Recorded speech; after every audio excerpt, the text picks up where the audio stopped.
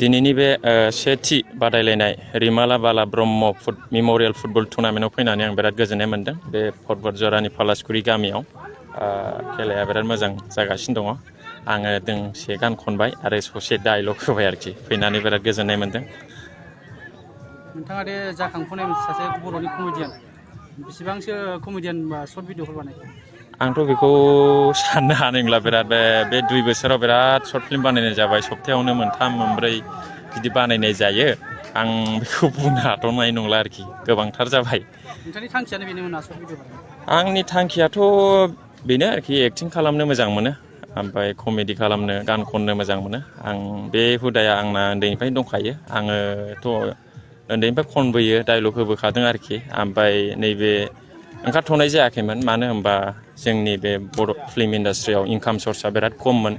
नैबे YouTube Facebook फैनानैसो माने मानसिफ्रा जे रां आरजिनायनि, कालसारजों रां आरजिनायनि जे लामाया गोबांथार फैदों आरोखि। दा नैबेनिफ्राय आङो नोजोर बोनानै बे लाइनाव थाब फैनाय जाबाय आरोखि।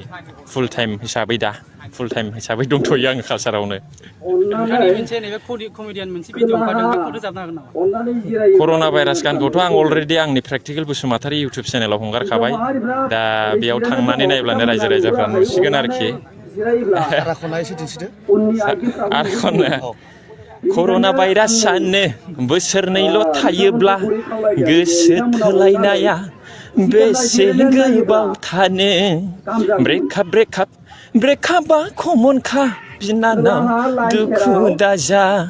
ब्रेकआपआ कमनखा फंबाय, दुखु दाजा। बेनो आरोखि। बे पलासगुरि गामियाव जे रुंसारि रिमला बाला ब्रह्मनि गोसोखां जोलुर बादायलायनाय दिनैनिफ्राय खुंफुंजाबाय, मा बुंगोन बे समाव? बे दिनैनि बे बेलासि समाव बाहाय नुजाफैनाय मिडिया इउटुबार नोंथांमोननिसिम आंनि रोजा रोजा साबायखर थाबाय। दा बे रुंसारि आं बिबाजै जायो रिमला बाला ब्रह्म। दा बे रिमला बाला ब्रह्मनि जे आंगो फिसाय सत्यनारायण ब्रह्म आरो बिनि फिसाला ज्योति ब्रह्म, बिद्या ब्रह्म। दा बे सत्यनारायण ब्रह्मनि अनजालि बिसि रिमला बाला ब्रह्मनि जे गोसोखां जोलुर बादायलायनाय, दा बे बादायलायनायाव जोंनि पलासगुरि ससियेल क्लाबनि जानानै बे जोलुर बादायलायनायखौ सामलायदों। दा बाहाय मोजाङानो जादों। दिनैहाय बोथोराबो मोजां। दा बाहाय दिनै आं नुदों गुबुन गुबुन जायगानिफ्राय बे जोलुर बादायलायनायाव बाहागो लाफैदों। लोगोसेयै जोंनि पर्बतजरा स्पर्टस एस'सियेसननि गाहाय नेहाथारि बिथांमोनाबो बे हाबाफारियाव फैनानै दिनैनि बादायलायनाय गिबि खेब खेलाखौ बिथाङानो बेखेवना होफैदों। दा आं सानदों जे बिथाङा बा बिनि सत्यनारायण ब्रह्मनि फिसालाफ्रा जे उद्देश्यखौ लानानै दिनैनि बे जोलुर बादायलायनायखौ होदों, बेयो खुब बाख्नायथाव। बिनि बिमाया बा सत्यनारायण ब्रह्मनि जे आंगो अनजालि बिसि थैना थांबाय, जाहाथे बिथांनि मुङा, बिथांजोनि मुङा जाहाथे बयजोंबो मोनथिजानाय आरो मोनसे गुवारसार दिनैनि बे जोलुर बादायलायनायनि गेजेरजों बिथाङा बिथांनि मुङै सोरगोआरि मोनसे आर'जबो खालामनाय जादों। दा बिनि गेजेरजोंनो दिनैनि हाबाफारिया जागायजेनबाय। दा बे हाबाफारियाव गासै 8 दिन जागोन खेलाया। दा गेजेराव माखासे गेप थालांगोन, फुजानि बोथोर।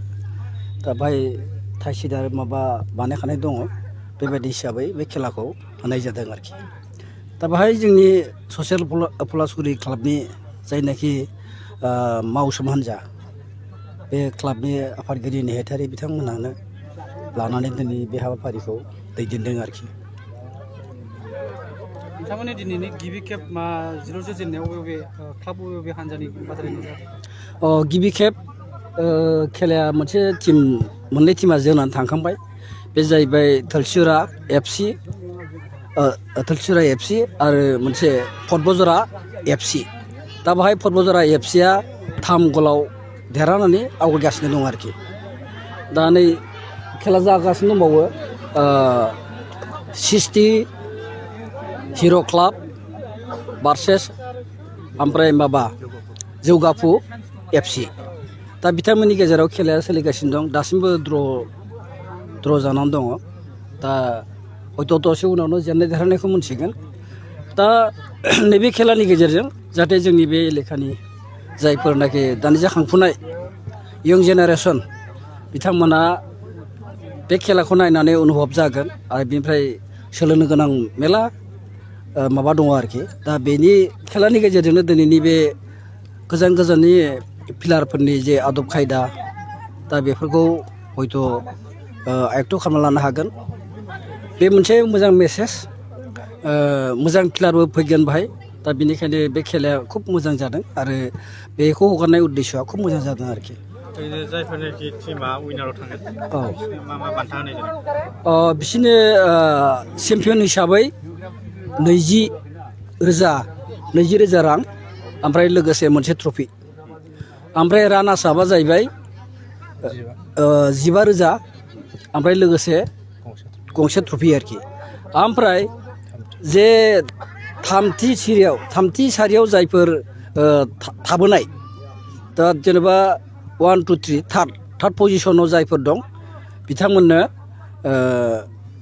5,000 रां ओमफ्राय लोगोसे ट्रफि दंबावो आरोखि आरो बिनिफ्राय बाहाय जाय साबसिन जोनो हागोन बेनो ट्रफिजों लोगोसे 500 रां होनाय जागोन आरो बे खेलायावनो जाय बांसिन जे बलखौ सोनो हागोन जोलुरखौ सोनो हागोन बेनो 500 रां लोगोसे ट्रफि बे आबै जे रिमला ब्रह्म रुंसारि जानाया बेसे गोबावसिम बियो 2015 2 फेब्रुवारियाव बियो रुंसारि जादों आरोखि बेनो गिबि खेब ना बेनो गिबि खेब उननि समाव बे गोसोखांथि जोलुर बादायलायनायखौ खुंलांबाय थागोन बेखौ बे न'खरनि गार्जेन आरो फिसाफोरसो मोनथिसिगौ दा हयथ' खेलाफ्रा जुदि मोजां जायोबा हयथ' सिन्था खालामगोन बिमानि बा हिन्जावनि मुङै आरोखि बङाइगाव मेरिडियान किया मटर्स श'रुमा नोंथांमोननि थाखाय लानानै फैदों बाम्पार अफार